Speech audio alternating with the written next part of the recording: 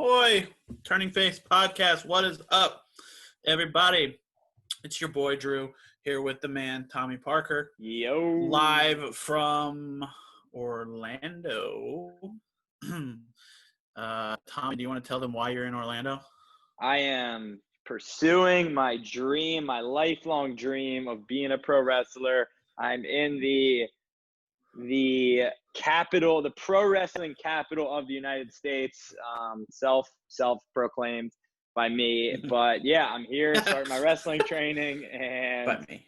yeah. So in a couple months, I'll be a pro wrestler, and then it's time to get gigs. So it's exciting times for me for sure. Yeah. Also, we're now, at least I am going live. We're on Facebook Live right now. Hey. I've never done this, so I don't know how. I mean, not Facebook. I'm sorry. Instagram Live. Instagram? I've never done this before, so I don't really know how it works, but I'll see jump who shows up. We'll see who shows up. But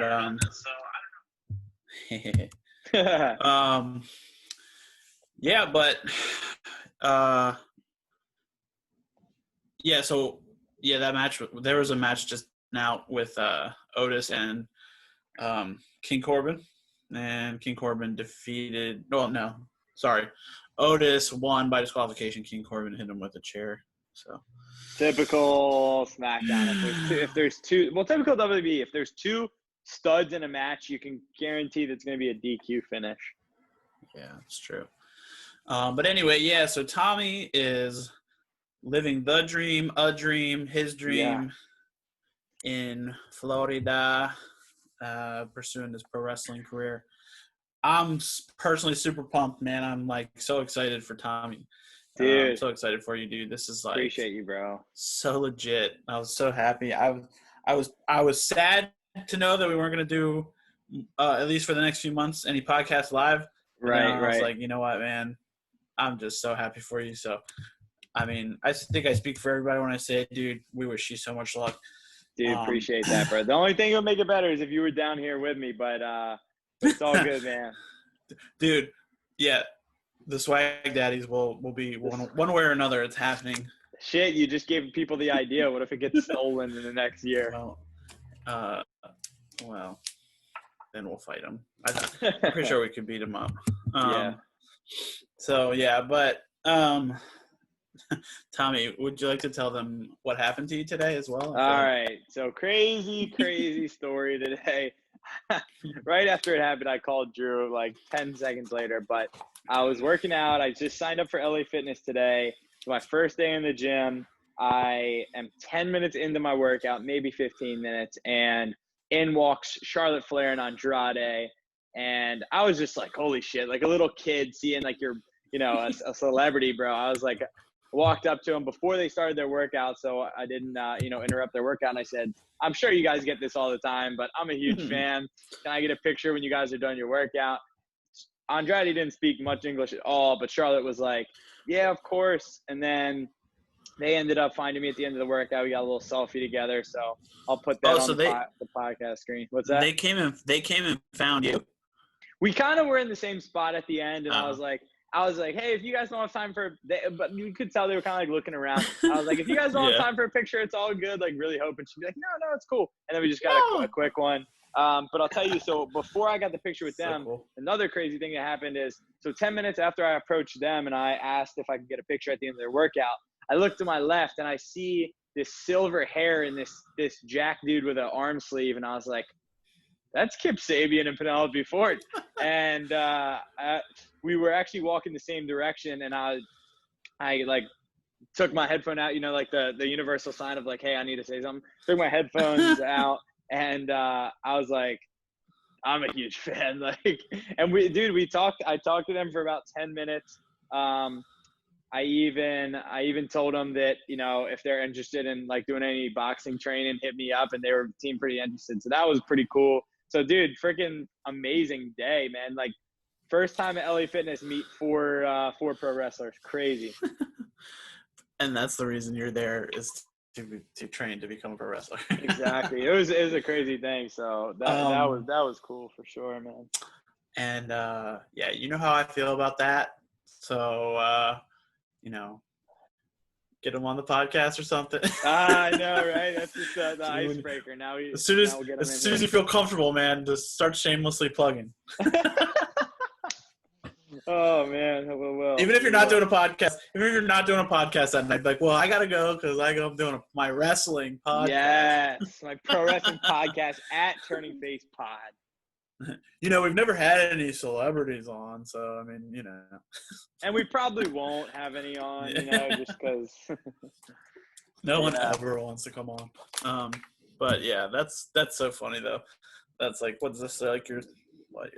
How many days have you been down there? Yeah, literally like my third day here, and I freaking meet. And I almost met Austin Theory, bro. I didn't tell you this story, but or I don't think I did. But I was at Crunch Fitness the day before, and the guy said, what are you in town for? And I said, I'm doing this training. He's like, what type of training? I was like, pro wrestling. And he said, oh, you know Austin Theory? I was like, of course. And he said he works out here. He usually comes in around lunchtime. I can introduce you guys. And I was like, yo, that's what's up. Nice. And cool. So I waited at the gym, workout for 3 hours. No Austin Theory. So, bro, I was literally like doing so many different like ab machines at the end. I was just so like ready to go home. But I was like, Austin Theory, it's worth it. So long story short, I asked the guy, I was like, hey, you any idea if like Austin's coming in? And he's like, oh, let me text his girlfriend, whatever.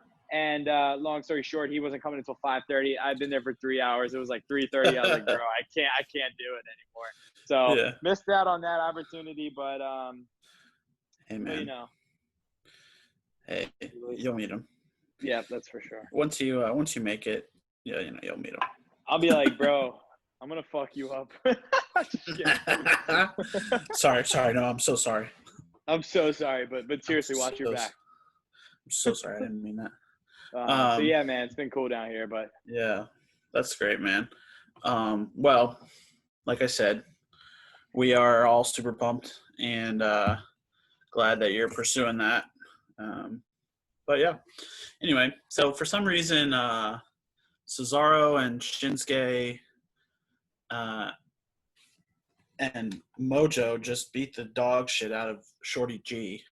Wait, Mojo was in there? Yeah. Interesting. Not really sure why that just happened. And then Kofi and Big E came to his aid. Interesting. So, not really I'm sure. ready. I don't know about you, but I'm ready for Big E to turn heel on Kofi and just.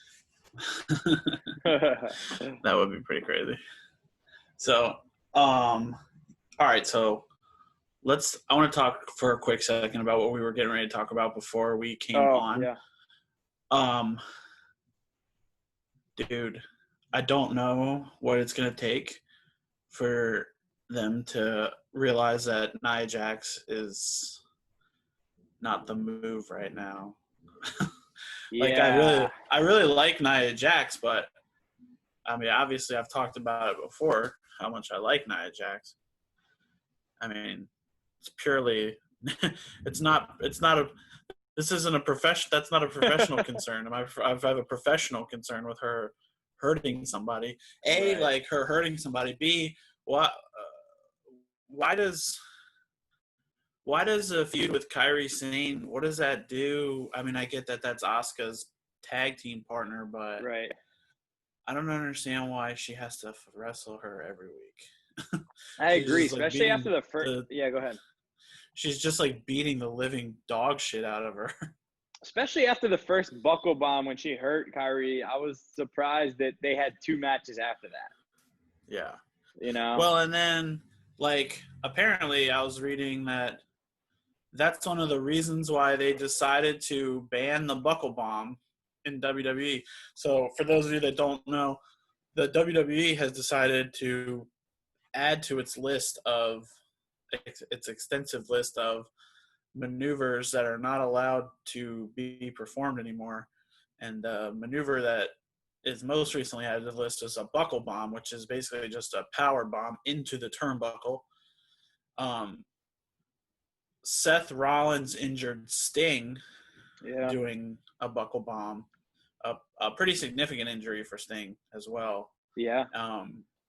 And so that was they said that was kind of got that conversation started, and then when Nia Jax totally botched it against Kairi Sane is when they made the final decision to not allow it anymore. But yeah, I mean, we can talk about that later, but about our thoughts on the buckle bomb. But yeah, I think that was definitely like the straw that broke the camel's back, like that one to Kairi Sane. But yeah, man, I mean, like we talked about, you could tell that it was very edited. That episode that she threw her into the steel steps, and she must have just been out, and then they quickly did the finish. But yeah, they ended it real fast, and if you saw there was a video or a picture on Instagram, on Kairi Sane's Instagram, of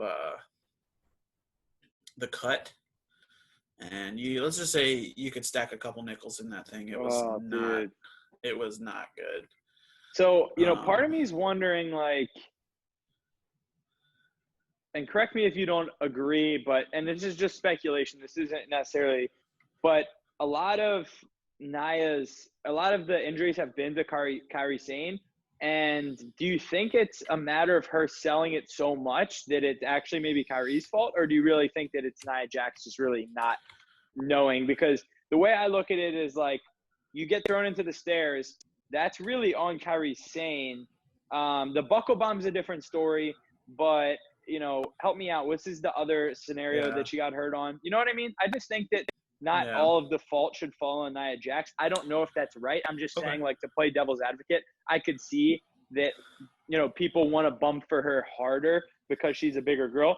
And so that could play in. And so, what's your thoughts on that? Do you think it's that she's like a little bit unsafe and not as well trained, or do you think could be the latter that I just said? Honestly, like with the buckle bomb,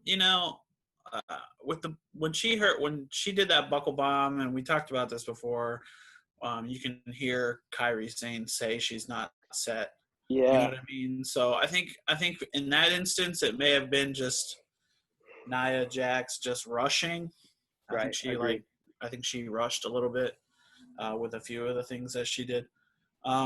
With the steps, the thing with the steps, I don't really know, man. Like, it's hard to tell. It's hard to tell because when Kairi Sane went into the steps, she fell face first. It wasn't like something I've never seen before. You know what I mean? Right.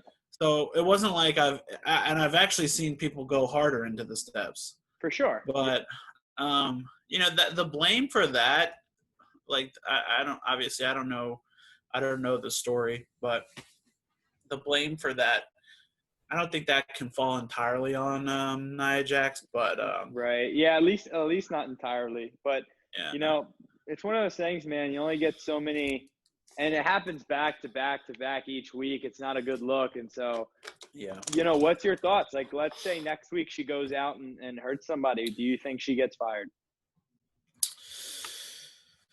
Well, again, I think it depends on how bad it is.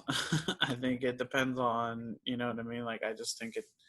So I think she's. I'm not even going to say she's on thin ice because I don't even agree. I don't even think that. But, I don't know.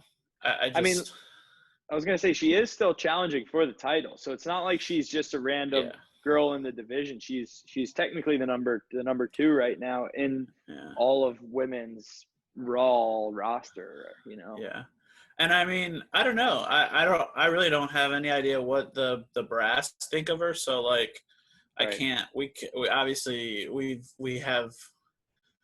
can only report on what we experience and like what I've experienced from her so far. And I've not only experienced it, but I mean, I've obviously heard rumors about the fact that some people think she's unsafe.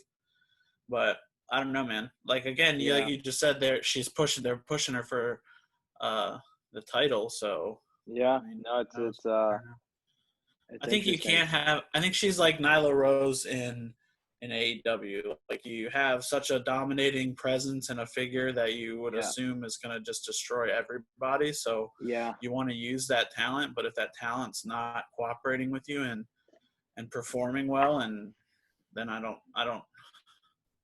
Obviously, it's already set that she's challenging for the title, but I'll be interested to see what happens after Backlash.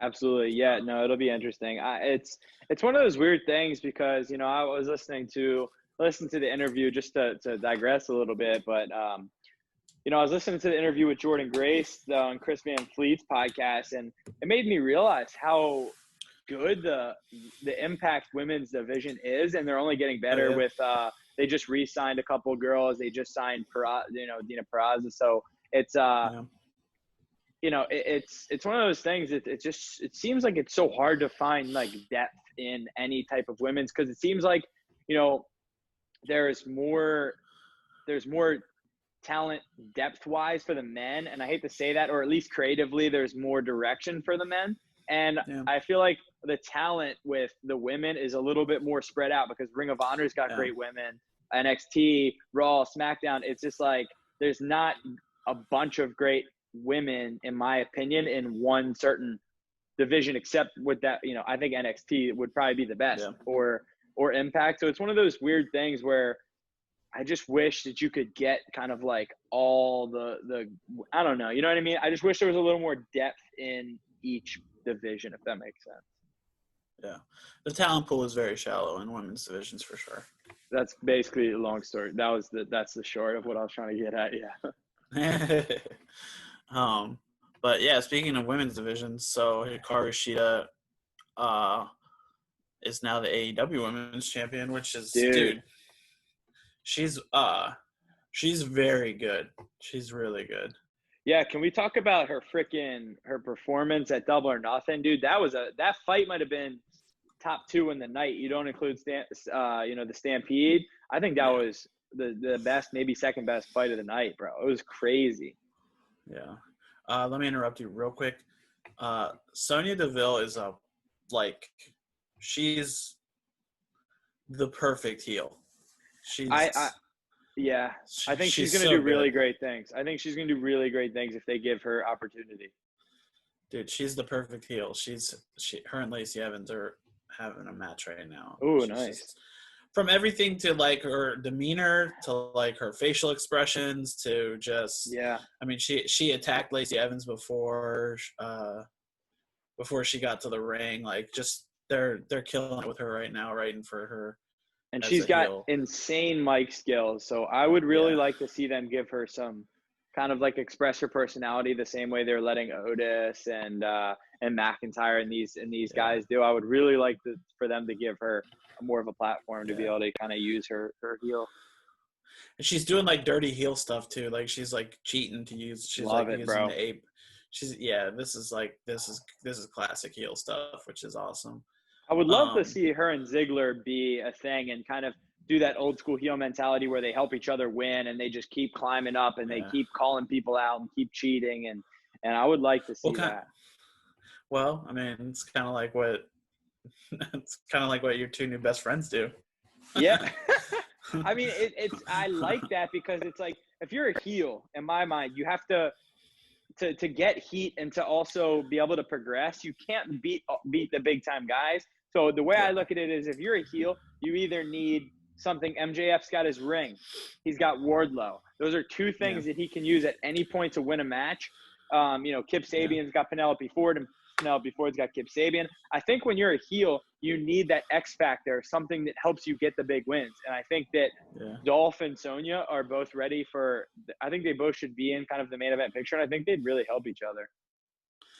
Yeah. Like, if Sonya Deville loses this match, like, that's lame. Because, like – right. Dude. Because Lacey Evans is kind of like a face. She's kind of like nice. And, like, she had a face turn. And so, like, she's kind of like the all-American, like, tough girl. So I think if Sonya Deville loses this match, they're like, it's one of the things that they do in WWE. Like, we've always talked about, like, are you really pushing a heel? Because they always just lose. Like, the heels aren't supposed to just always lose. No, it's bad. I don't like the way that they do it at all. So anyway, anywho, but yeah. So Double or Nothing was great. I gave that? I gave Double or Nothing like it was at like for me it was at like a 7 out of 10, like a 6 or a 7 out of 10 until the Stadium Stampede match, Oh my and that bitch God. shot up to like a 9. Dude, I mean, given Dude. like the no crowd thing, I think they had to get a 9 for that. I mean, it was so good, man. Yeah, dude, Stadium Stampede was brilliant. Yeah. I thought it was great. And then the one thing that I'll start with this. The one thing that I think that the Stadium Stampede match got a lot of crap for, which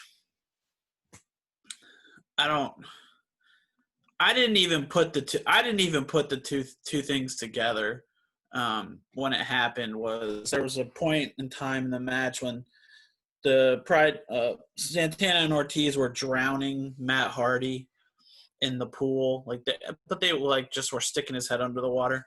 Right. Sorry. Wait, you said that got some heat?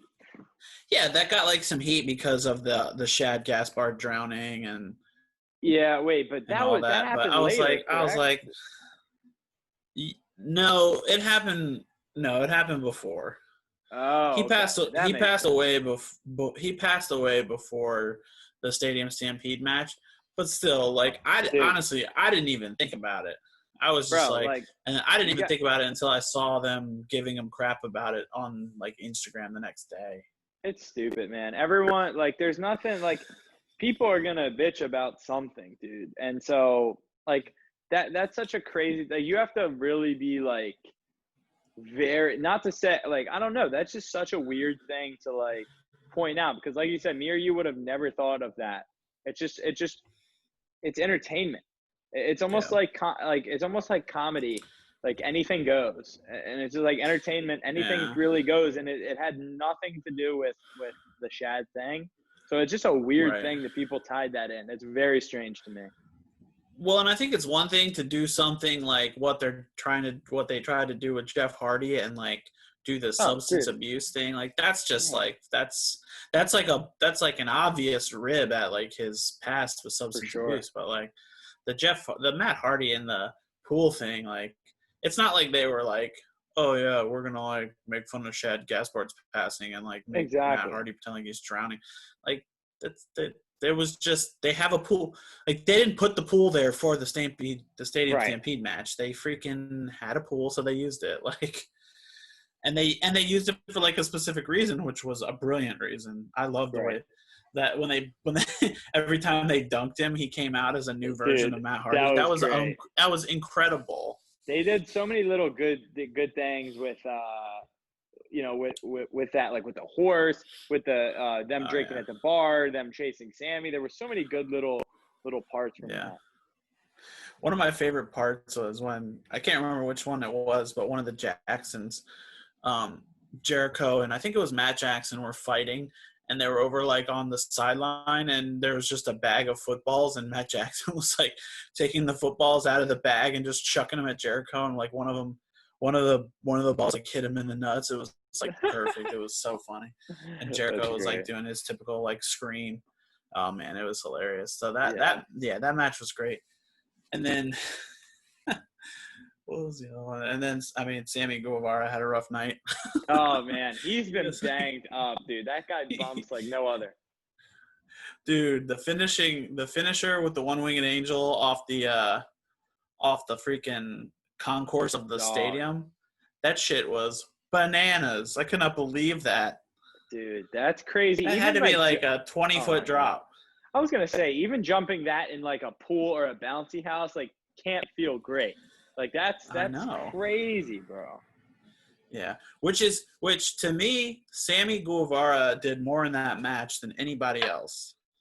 Absolutely. And it was like the most impressive shit, man. Like that, I was more impressed with him in that match than I think I've ever been. He was because he was all over the place. Yeah. Yeah, You know what I mean? he really impresses me. I think he's one of the best wrestlers because he can make everybody else look so good, and he's willing to do so much different stuff, you know? But yeah, Dude, you're right. at least with like his conditioning too, like Oh, yeah. to do all that crap in that match, and like it seems like he seemingly did not take a rest like the whole match. So, Right, yeah. Yeah, he even like I said, even though he like got the crap beat out of him most of the match, like Right. he really impressed me with like just his resilience and like what he's able to do, and with the way that just like the way that he was able to perform in that match. Yeah. Just with everything between like running from the guys in the golf cart to like running away from the horse, like that match was perfect.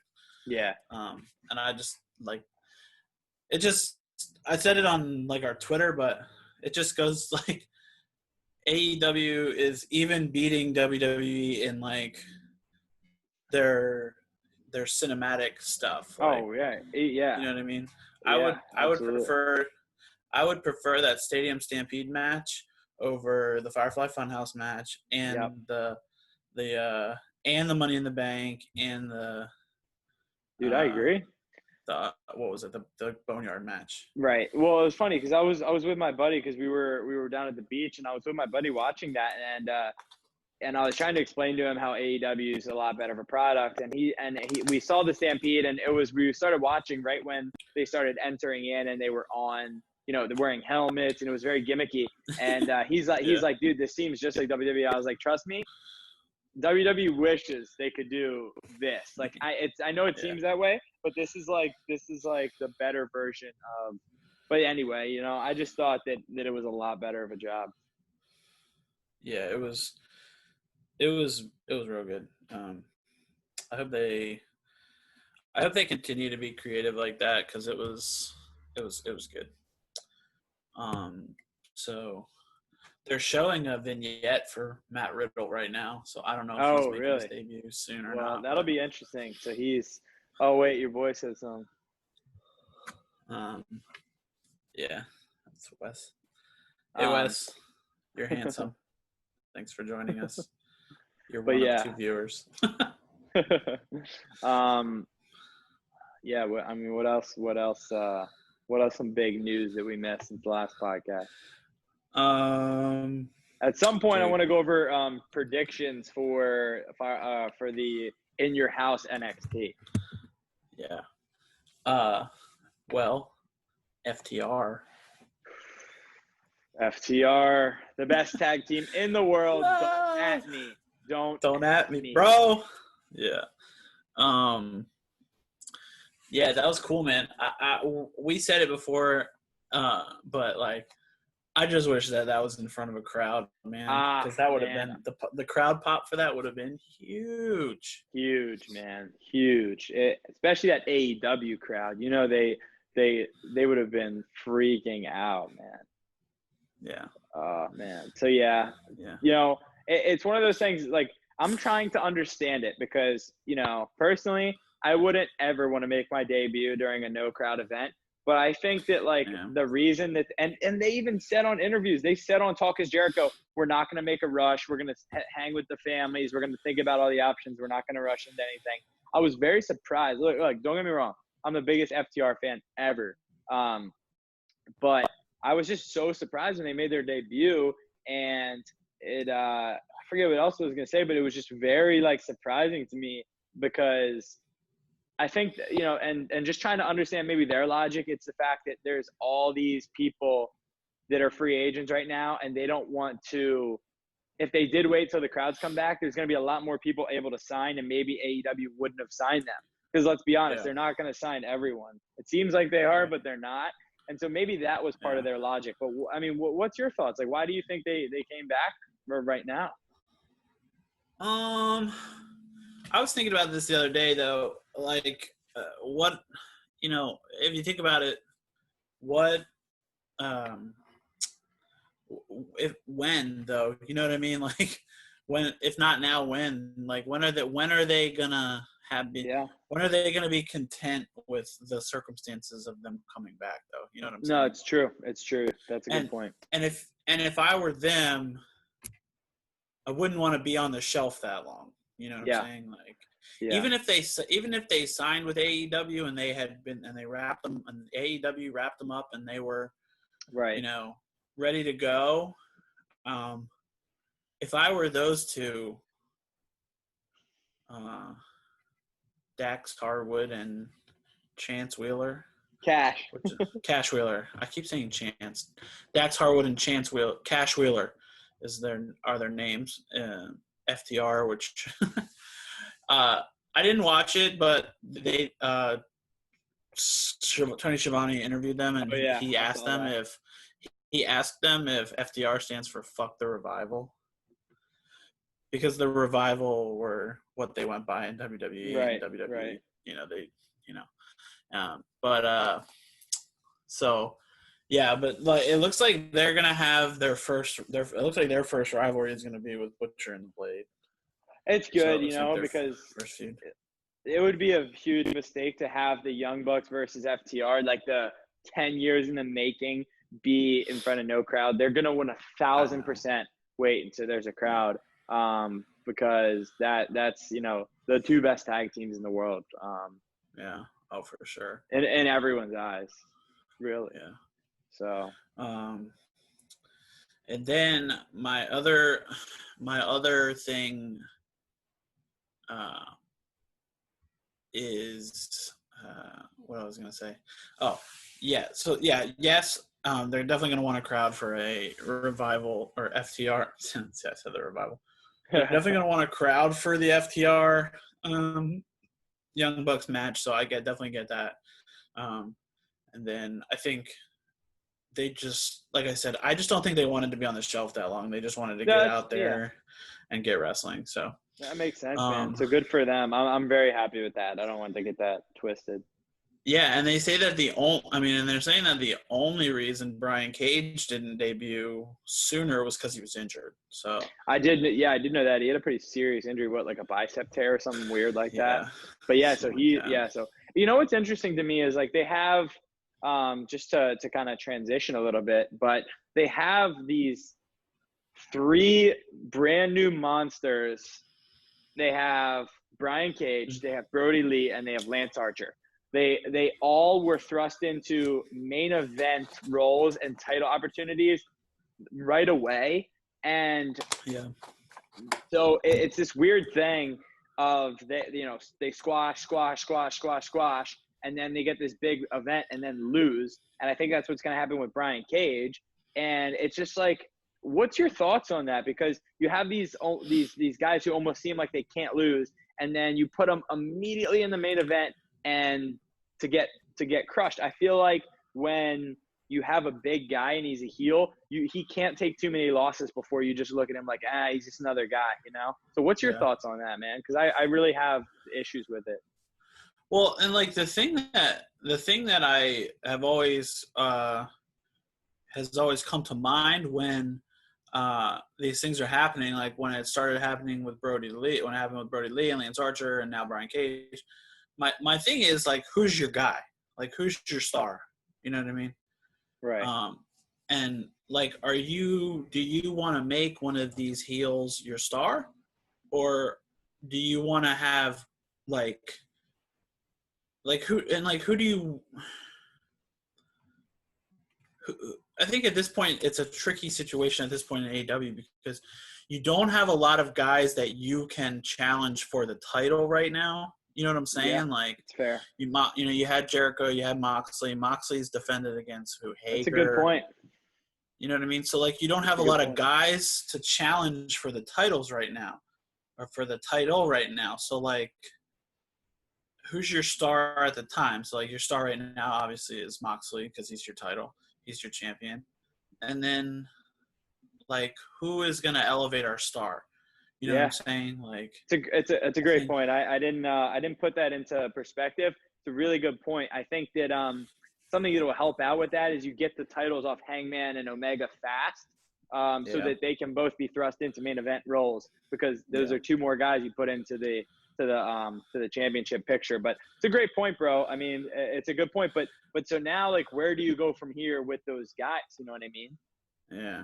Well, that's what I'm saying. That's what I'm kind of saying is like, I think that obviously Lance Archer, Brian Cage, and Brody Lee, those three guys are the best.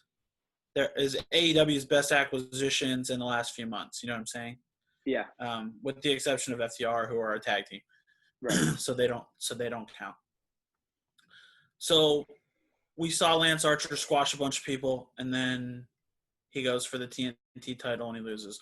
I think it was a mistake to put him in the TNT title tournament to begin with. Agreed. Because if we just want to make him this heel that destroys everybody, why are we putting him in a tournament where he's like competing with a field of other people for a title? You know what I'm saying? For sure. Like, No, completely agree. that doesn't make sense to me. So when he got put in the title, when he got put in the tournament, I was kind of confused. I think it should have been MJF. So that way, MJF and Cody get a rematch. Yep. And then MJF finally loses as a heel. Dude, I like that. I didn't think about that. I like that idea. So that was my opinion on the tournament. Take Archer out, put MJF in, because wasn't if I remember correctly, wasn't Cody MJF's first loss, or was it the other way around? So I think in the calendar year, it was Cody's first loss, like when they reset the records. So yeah, MJF's undefeated, and Cody, I guess, had that one loss at the time. Yeah. So either way, that's even better because Cody gets his loss back. You know what I mean? And then MJF as that heel finally, like we say, like you don't have to win, you don't have to be undefeated as a heel, but let it build and then lose in an important match. And so that's the thing. Like, I think that they didn't build these guys up enough, especially because they were built to be like these larger than life monsters, and you didn't build them up enough. And so now I still ask that question, like, where do you go from? Brody Lee will be fine. I'm not as worried about him because he's still got the Dark Order. He's going to do like a different thing, and he's going to kind of but like Lance Archer, like, what do you just rebuild him up again? My thing is, you can't have him build, and then lose again and do that a couple times, because it'll be like, I'm trying to think of somebody. It'll be like freaking Great Khali, and then he'll turn into like a comedy act. And that's just one example. There's tons and tons of examples.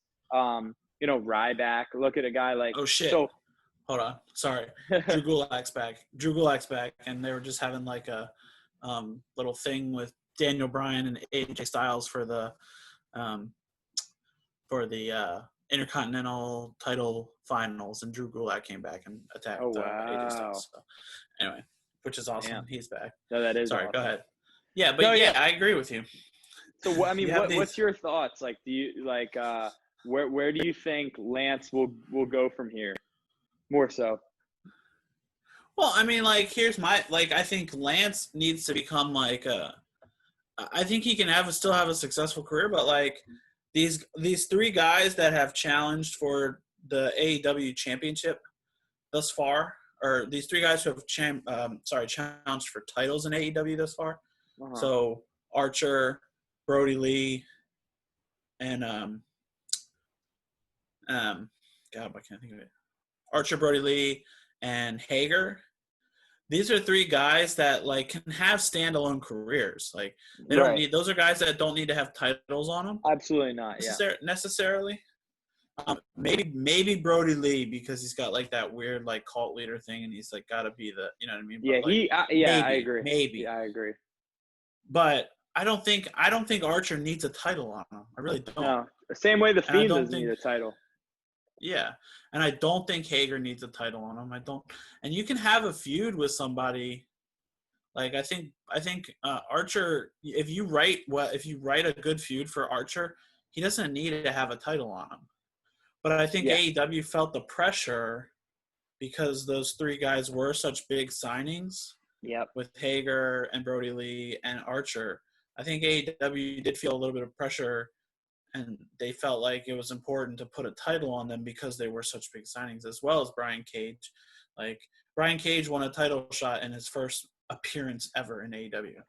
I didn't even consider Brian Cage. I was like, So no when one I did, saw that, which I liked. But, it's yeah, just one of those things, like you putting him in that spot to potentially, lose. And it's just like, then where does he go? Because now he's not this unbeatable monster anymore. It's just, right.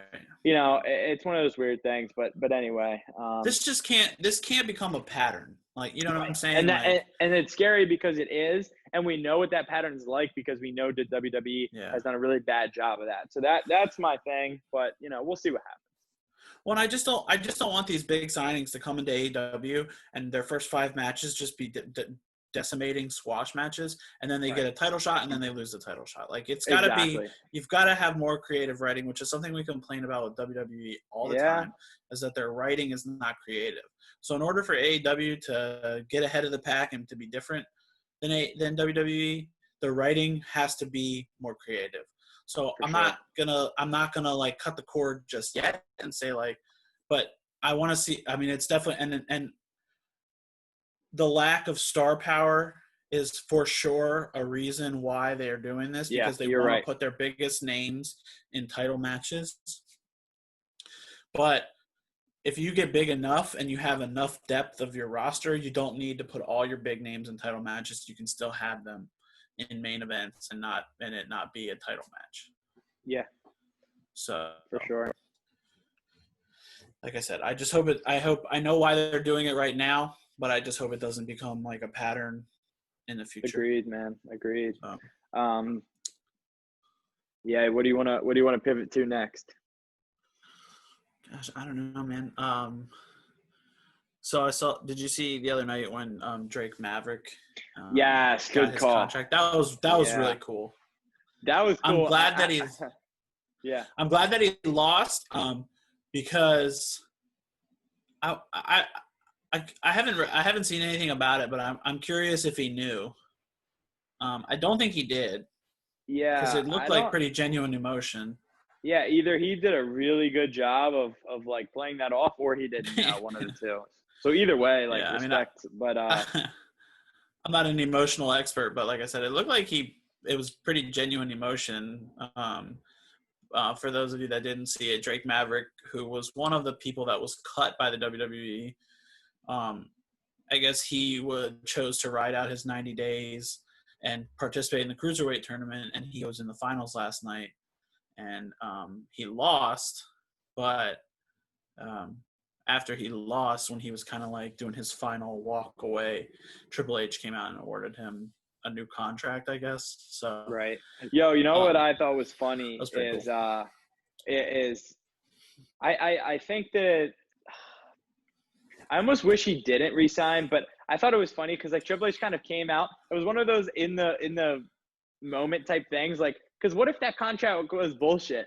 Like, what if it not like bullshit as in fake, bullshit as in like a low dollar contract? I bet you it was. I bet you it was just like, like I think that they did a one up on him because I think he would have killed it somewhere else.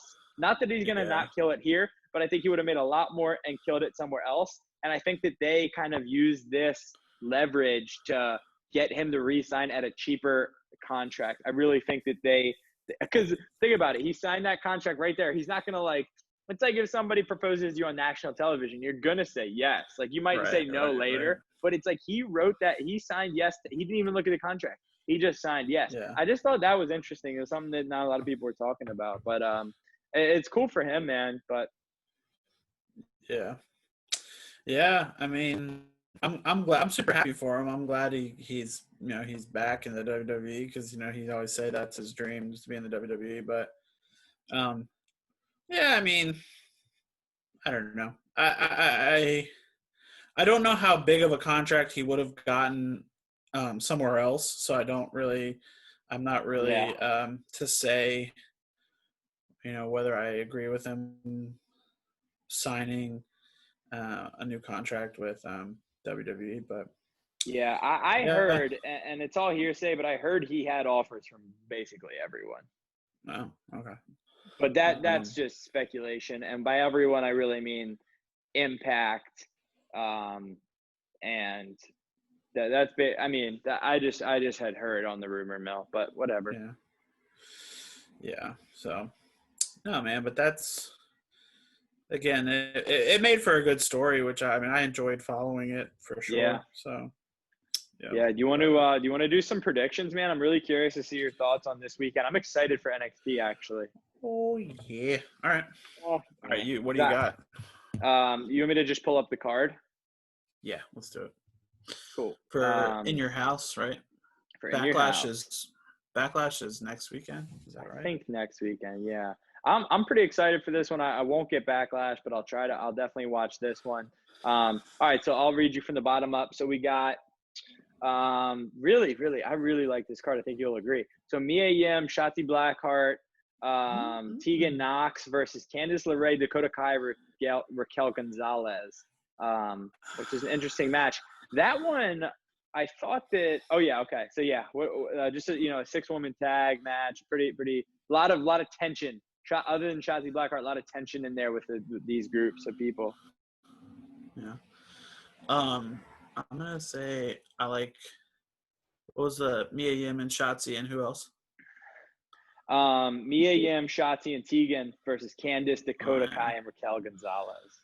Dude, I'm gonna kind of do like what people do when they don't know who to pick, but they like the team's uniform. So I'm gonna pick. Yeah. I'm gonna pick Shotzi, Mia, and Tegan just because it's got 2 of my 3 favorite ladies in NXT. Exactly. I'm gonna that colorful hair just does it for me, bro. Mia and Shotzi both have colorful hair. Yeah, I'm gonna. I'll go the other way on that one. I think that the heel group will get it done and just build even more tension, but we'll see. That's a trickier one to pick. So right, the next one, Drew Gulak just pinned AJ Styles. Wait, what? Yeah, Drew Gulak just beat AJ Styles.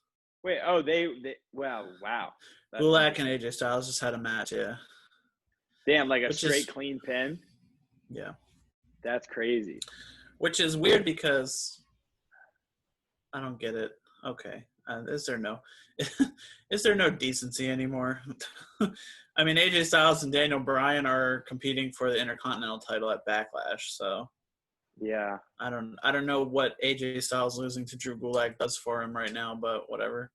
That's crazy, bro. If I was AJ, get the fuck out of there, bro. That's crazy. Yeah. Anyway. So next one, we got Keith Lee, your boy, versus my boy, Johnny Gargano. I'm pumped for this one, bro. These are 2 of the most talented people on the planet. Yeah. I like the pose. Yeah, what is it? It's like this. Like yeah, this. It's something like yeah. It's a fist and a thumb. Yeah, fist and, yeah. Dude, yeah. I love Keith Lee, man. He's the man. And I love great. He's so good in the ring. Lee a lot. He's really good, man.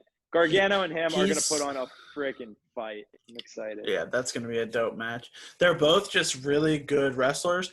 Keith Lee works so well with so many people because he can do so much with different types of people. Like, for instance, in the Royal Rumble when he was in Royal Rumble when him and Brock Lesnar had that moment where they were fighting, like he can mix it up with a big guy, or like with Gargano where he can mix it up with a small guy. Like Keith Lee is just uber talented because he can wrestle any body type. Like you can tell some guys have trouble and they struggle when they have to wrestle someone who is significantly bigger or significantly smaller than them. It just looks like a smashing. It just looks like a squash.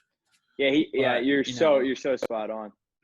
Keith Lee is just so talented and such a good wrestler that he can make anybody look good no matter their size. So that's one thing I love about Keith Lee is that he can put on a good match with anybody, no matter what their body type or their skill set is. Yeah, that's a very underrated skill. I think there's not a lot of people who could say that. Yeah, man. So what do you got for that? Who you got for that one? I got Keith Lee for that one because they just Gargano and Candice beat Mia and Keith this past week on true. NXT, That's right? true. Yep. Yeah, so I got Keith Lee in that one. Yeah, that's fair. I gotta go Gargano. I like generally when somebody wins, the week before it's not always good. It usually means the opposite. But hear me out on this logic. I think that Keith Lee is ready for more. I think he's either going to get pushed into the main roster, or I think he's ready for the NXT title. I think he could be the one to dethrone Cole potentially, or I think he'll just get straight up to the main roster because I think that. But anyway, I think that also Gargano, he's got new entrance music. He's him and Candice are on this new thing. I think that he will win and kind of like hold that middle card spot with that title for a while and kind of So that's my logic there. But then again, like recent events would also say that Keith Lee. Actually, I forgot it was for the title, so I'm gonna switch and go with Gargano. I agree with you. Okay, Gargano.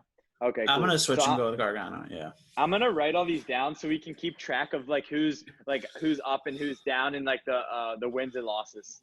Nice. Yeah, I didn't even think about it from that perspective. Excuse me, from that perspective that Keith. I mean, because I was reading that there are gonna be some call ups. I did hear that. Yeah. I'll be curious to see who that will be. Yeah. Hey, Rick. My buddy Rick Rogan just said hi. Hey, Rick. Good to see you, man. Good to see you, brother. We're just talking pro wrestling, Rick. So if you want to hear some happenings in the world of pro wrestling, you can stick around. And he left, so obviously he doesn't. No. Yeah, I agree, though. I think that, like I said, they said that there's going to be some call-ups soon. So I think there's going to be some call-ups soon, and Keith Lee could definitely be one of them. Yeah. Because we know that. I mean, they took the titles off of Riddle and Pete Dunne for that same reason. I mean, they called Riddle up less than a week after. Dude, yeah. Timothy Thatcher beat him, which was true, bro. Which was a crazy match. That match was insane. That was really cool. Yeah, that was really. That was cool. like an MMA fight almost. I know, right? I think they just let him work a little bit too, maybe, because that was like a good technical battle. So next we got Finn Balor versus Damian Priest. I hate to see Finn Balor lose again. I know. You know what I mean? I know, but then again, Damian Priest has lost all the matches recently. Yeah. He's due in for a win, man. It's a tough one. Yeah. I don't know, man. Like, obviously, like I said, I'd hate to see Finn Balor lose again, and I don't think you can. I don't think you can put a guy like Finn Balor, like Finn Balor, down for too long. I don't think so, man. It makes me sad being a Finn Balor guy. Damian Priest hasn't really done. I don't really think they have a specific angle that they're going with him. So no, just like the guy. I think he wins via like nightstick. I don't think it's clean. But then again, like a great heel because he's got his nightstick. Like I think it's just so hard for me to see him losing again because he's lost all the matches, and Finn I just don't think it's a clean win. But I'm gonna say Priest. Okay. What you got? I like I said, I really want it to be Finn Balor, so I'm just gonna say Finn Balor. But I agree with your points. I'm actually gonna change my my first one. I think that first team's gonna win. Not that this is relevant, but I think Shotzi and them are gonna win. Dude, I love Shotzi. Because as I'm looking at this, I'm realizing that all the heels I have winning, and so I'm gonna go with the faces in that one. There you go. So next we got our boy Adam Cole Bay against my guy, the Velveteen Dream. I think Velveteen is moving up, so Adam Cole. I think Velveteen's getting called to SmackDown. Agreed. We can move past that one pretty quick. I agree. I think the guy to beat Adam Cole, unfortunately, isn't Velveteen Dream, and I think he is getting called up. I concur, Doctor. So You know what'll be really interesting, because like we just said, I think Velveteen Dream's getting called up, and I think Keith Lee's getting called up soon.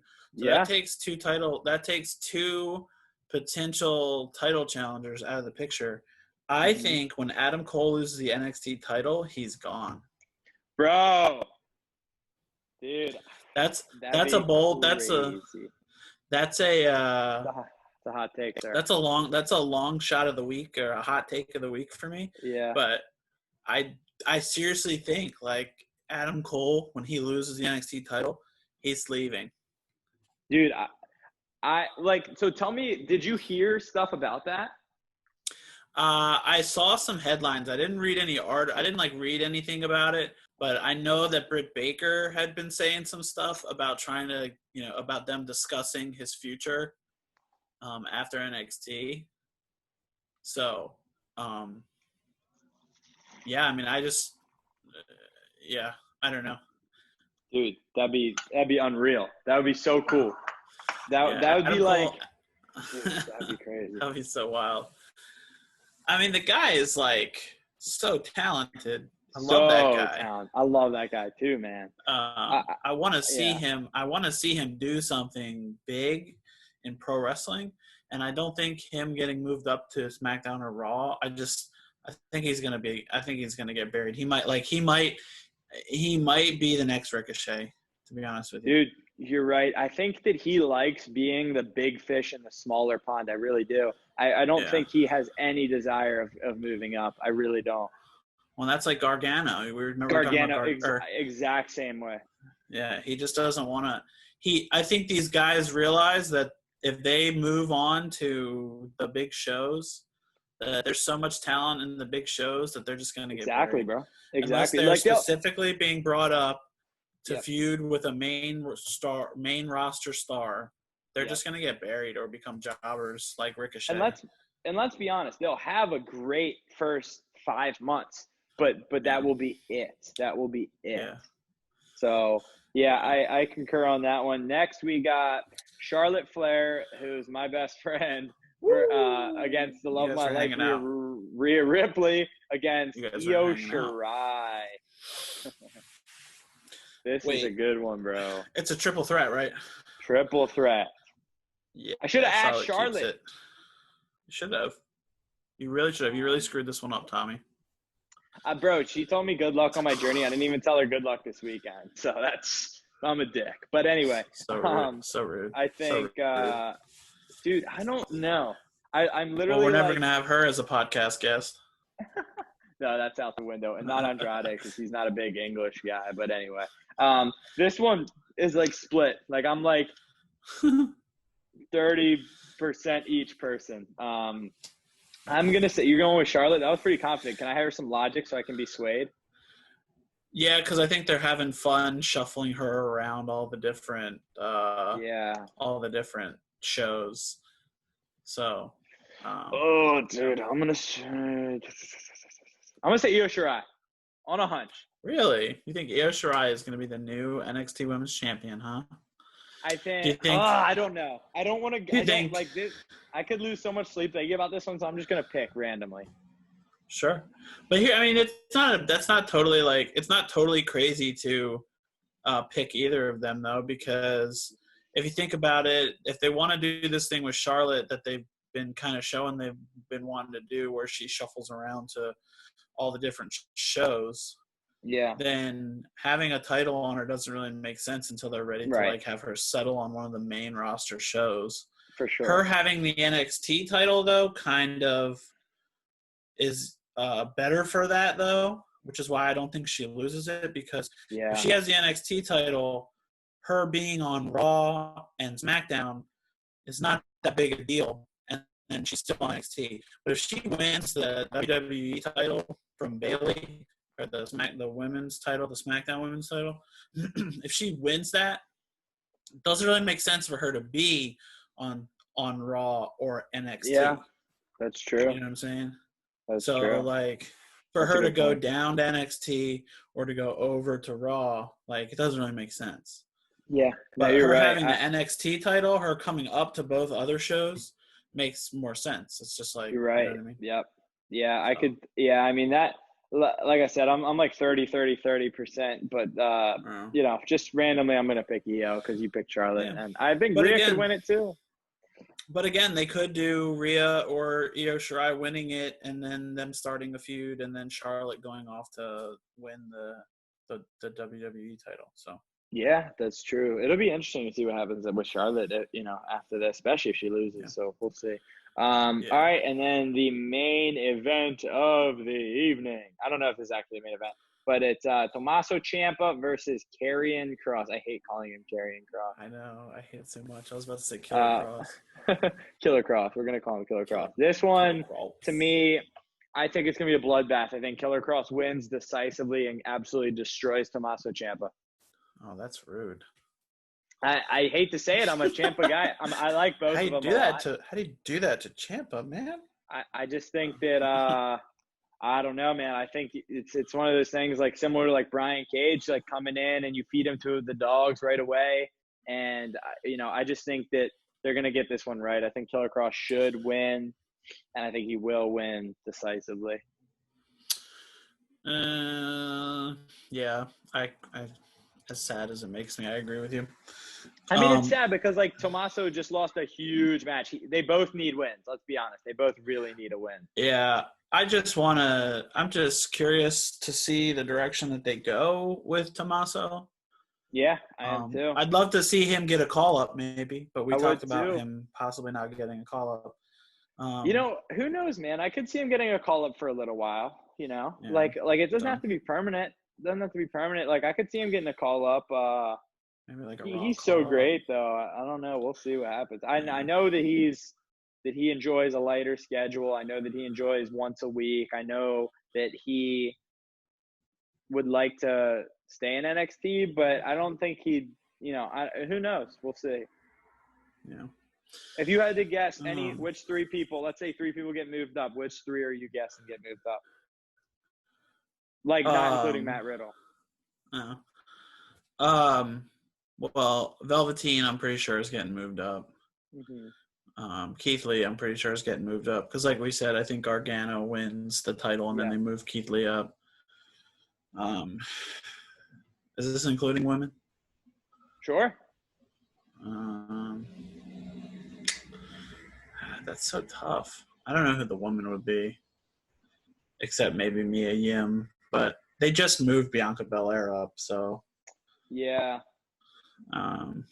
They haven't done anything with her. I don't know, man. I got two for sures, and then like maybe a couple maybes, like. Yeah. No, I agree. Like Tommaso, or right. You know, maybe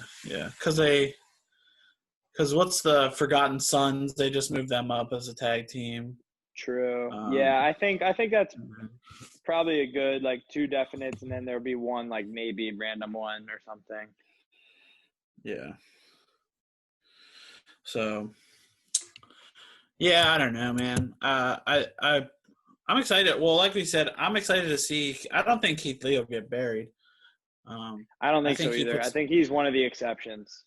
Yeah, because I think you have so many. I think you have so many, like we said earlier. I think you have so many possibilities with Keith Lee that he's not the type of guy that you can just bury him. And if he starts coming out and losing a bunch of matches and getting buried, then that's like solidifies the fact that these motherfuckers have no creativity because there's so much you can do with a guy like Keith Lee, and if they can't figure out something to do with Keith Lee, then they need to just quit their jobs.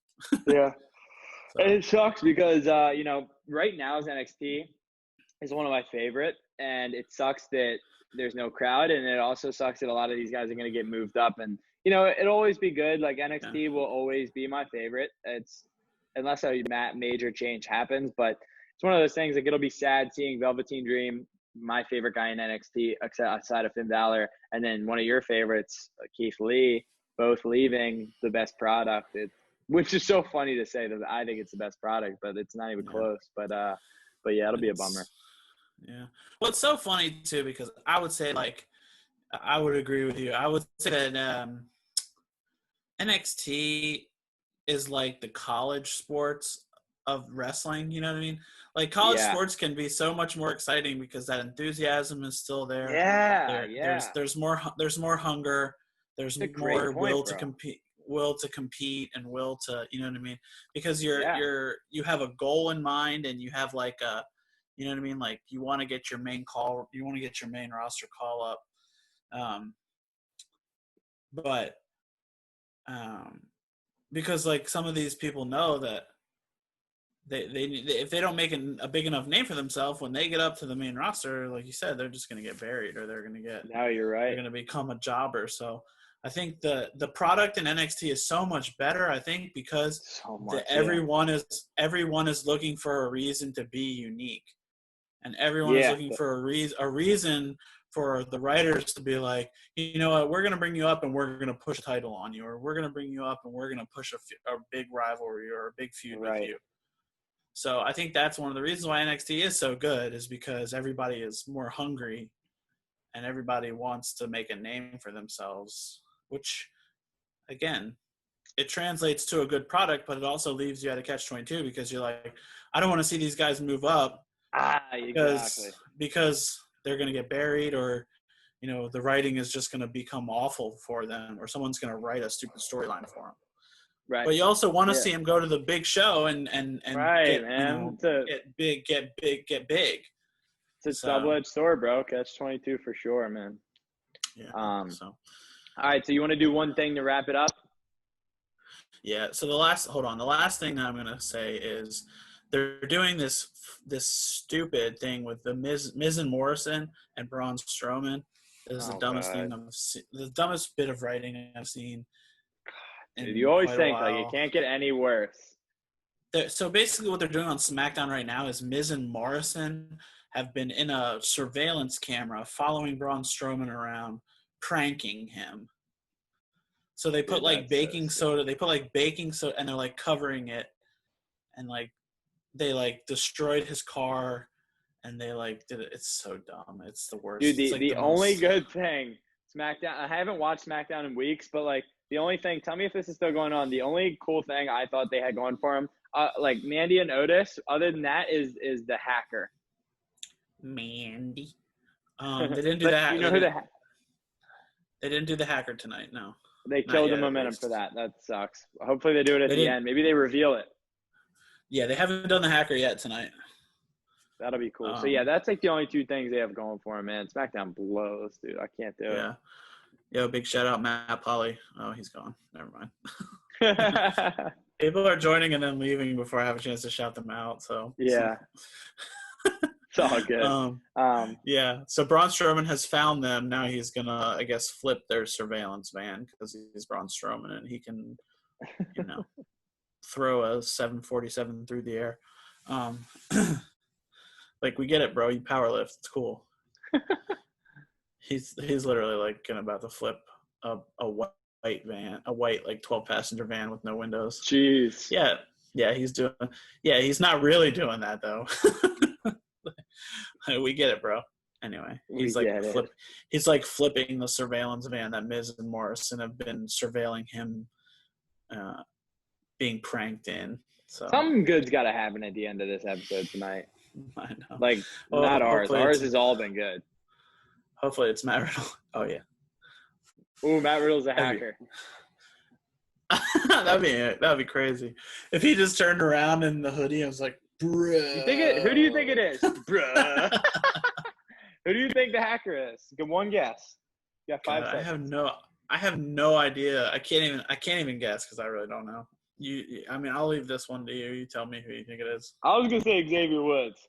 That's my only guess. Ooh, that would be good. That's what I want it to be. That's not who I think it's gonna be because they'll do some bullshit. Like it'll be it'll be like fucking Hornswoggle, like the anonymous GM. That would be cool. Definitely not CM Punk. No, yeah. I wish. So closing thoughts for me.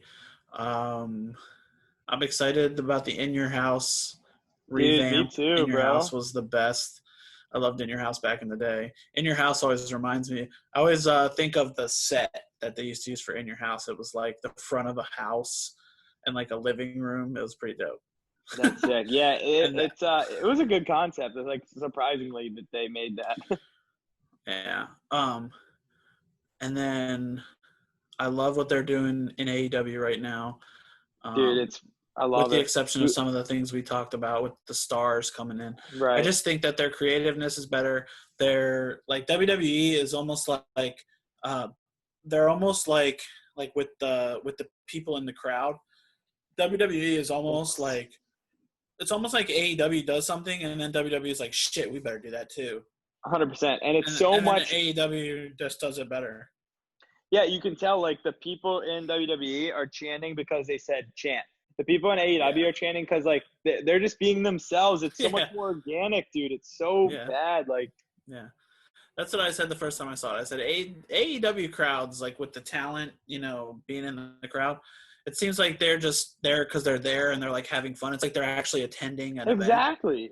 But WWE, it's like Triple H is back there going, all right, you go out there, and you go out there tonight. Like, you know what I mean? Like, it's like they don't even want to be there. So, and the crowd interaction in AEW also helps because, like I said, the people in AEW, it's just like they're interacting with the crowd. Like we said before, the Pineapple Pete thing would have never happened. Exactly. Britt Baker hitting people with her shoe. Like, I love it. Like the AEW crowd just seems like they're a part of the show. The WWE crowd is just there, so it's not completely silent anymore. Exactly, and it's so fake. Like yeah. So, and then I loved this past Wednesday on AEW what Britt Baker did. I'm just loving that Britt Baker situation. She's such a great heel, and it's so funny.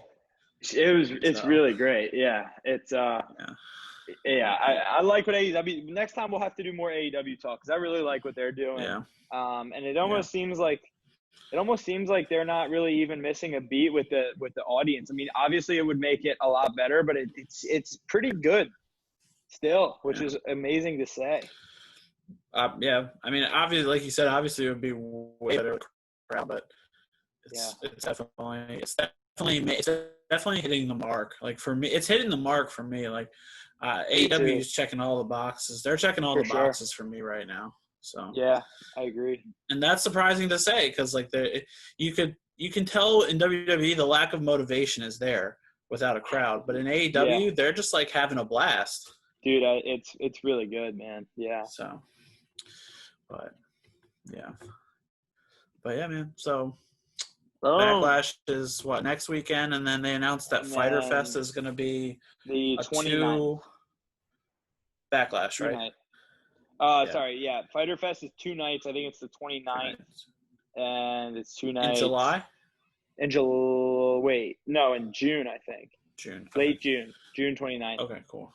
So, yeah, man, bro. I'm really excited. So, we'll definitely cover more of that coming up, and then for sure. So, that's all I got, man. Sweet. Anyway, so I think we would be doing a little bit of a disservice not to just mention, everything that's been going on in the world right now. My message, man, is just help your neighbor, love your brother. I don't have a lot of super profound wisdom on this topic, but we genuinely love and appreciate all of our listeners. We love and appreciate everyone in our lives, no matter your skin color. Our differences are important, but they're not what define us. And I think that, so.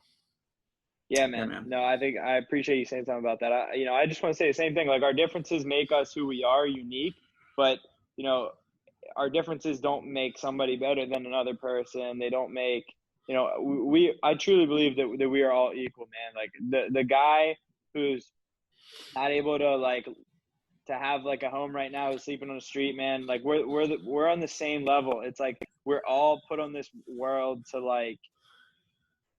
just do whatever we're meant to do, but there's nobody who's meant in this world to be greater than somebody else, man. And I just I'm such a proponent of just spreading love and positivity. And I just think that, I appreciate everybody who listens to this. I appreciate everybody I've ever came in contact with in the world, man. I love and I appreciate. And it's sad to see that some people just don't have that love in their heart. And hopefully this will be a turning of the tides. I know I'm getting a little long-winded, but it just it is crazy right now, man. And hopefully this can all be for some good, And I will say this, Tommy. Listen, um, uh, you see a lot of people. I'm trying to be careful with my words here. I don't really care what you think of, not you specifically, but Right. because I know you and I think along the same lines 99% of the time. But anybody out there listening, if it loses us listeners, it is what it is. But you see a lot of these all lives matter posts and things like that, and that is true. Like we just said, like you and I as people, we choose to love everybody. But I just want to encourage people, like right now, white people, black people, whoever. All lives matter are not our topic at hand right now, though. Our topic at hand right now is the brutal treatment of black people in this country and around the world, and specifically in this country right now, because you know what I mean? Like, people say, oh, well, a lot of white people are murdered. That's true. You're very right. But a white person wasn't just essentially executed in the street in broad daylight. You know what I mean? So there's something to be said about the skin color of that man. And all lives do matter, but right now it's black lives that are the ones that we're trying to get the point across. So I said, I can't express that enough. Like, yes, all lives do matter, but right now this is not about all lives. This is about black lives. And so anybody out there listening, just be a good, like we said, just be a good person, but it's be a person that's cognizant of what's happening in your world. Don't just put on your blinders and not really dig into what is actually happening. So man, right now it's about black lives, and we just want to let all of our friends out there know that we are cognizant of that, and that we know, and we're doing everything we can to donate and to spread the word against the horrible things that are going on to our black brothers and sisters in this world. Yeah, man. And it goes back to just like basic stuff that you learn in school, like just, like be a good person and like stand up for somebody. If you see something that's happening, or if somebody says something that's, racist or inappropriate, like be the person who has the courage to stand up to them and be like, hey, that's not cool. I really don't like when you say that around me, because the more you start to educate yourself and the more you start to realize, what Black Lives Matter means, it's not, and to the all lives matter thing, I'll give you an example. And I know we're getting long-winded, but this stuff matters, man. And so it's important to say. But like, you look at, if anybody out there is religious, you look at the Bible, you look at Luke 15, when Jesus goes out and there's 100 sheep and one goes missing, and Jesus leaves for that one sheep. And, but it's like the other 99, but it's like, what about us? Like, do we matter? It's like, of course you matter, but there's one that's in danger. And that's, I feel like, where we're at right now. And it doesn't matter. Like, obviously we all know all lives matter. It's very important. We all matter. Like, you matter to me. Everybody out there matters to me. But the topic at hand right now is Black Lives Matter, because there's definitely a divide systemically and in the world right now. And that's the thing, man. It's like, if one of our brothers is in trouble, we all have to come together. And so that's the way I look at it. Like, if one of the sheep is gone and astray and in trouble, like, we all have to look out for that one sheep, right? And so that's like an example I'll give to people to help them understand, because I used to be in the all lives matter boat. I used to be like, oh, well, don't all lives matter? It's like, yes, of course all lives matter. We all know that. But right now, like, our Black brothers and sisters need our help. And the least we can do is educate ourselves and spread positivity and hold people and hold ourselves accountable, and to know that stuff's not okay. And racism, there's no room for racism in our hearts, So that's all I'll say on that, man. Well said, sir. Yep. So for those of you, like we said, get out there, donate, do all. There's so much stuff. There's so much content out there right now in ways that you can help and that you can support the efforts of making sure that this shit stops. So, like I said, if that loses us listeners, if you didn't like what you just heard, sorry, don't listen to us anymore, because that is our that is our the way we think. So if that's not the way you think, I'm sorry, but and the anyway. truth is, man, like if that's not the way you think, then like that's okay. Like people need to realize it's okay to have opinions, man. Like me and you like we agree on a lot, but we disagree on a lot, and it's opinions, man. Like like one quick thing to add is like I've learned in my life that I am not going to be able to change the 13 billion or however many million people are in the world, but I can change the way I react to the people in the world. And if somebody has an opinion that I don't agree with, that's fine. That has nothing to do with me. It's something that they choose inside of them, and I can't alter the way they think, but I can alter the way I respond to the way they think. And so that's all I leave people with. Again, is just like, understand that opinions are just that. It's opinions. We all have them, and I can't change the way you think, Drew, and you can't change the way I think, and we shouldn't be able to, because we're all, like we said, we're different, we're unique, and we all have different opinions. And so that's definitely something that I would encourage people to, like, that's how we feel. So maybe don't listen to the podcast, but at the same time, like, don't take that too personally, because it's our opinions, not your opinion, right? So, just food for thought. Yeah. So good shit, man. Good all right, shit, y'all. bro. Well, once again, we appreciate and love all you listeners out there. Tommy, thank you, man. Good luck. We all wish you the best of luck, man. We know you're gonna kill it. Appreciate you, bro. You're the man. Look out for us on Instagram, Turning Face Pod. Look out for us on Twitter. Yours truly usually likes to live tweet during most events. So keep an eye out for that. You guys should follow us on Twitter. It's mostly nonsense, but some of it is funny at times. So follow us on Twitter, Turning Face Pod, Turning Face Pod on Instagram, Turning Face Podcast on Facebook, and keep a lookout for our video clips that we do on YouTube. We're going to have at least 4 or 5 this week. So yeah, man. Like I said, if you guys don't want to hear us jabber for an hour and a half, check out the highlights on our YouTube channel, Turning Face Podcast. So once again, thank you, Tommy Parker, the man. We out. See you again soon, brother. Thanks, guys. We love you guys. Bye. Thank you guys.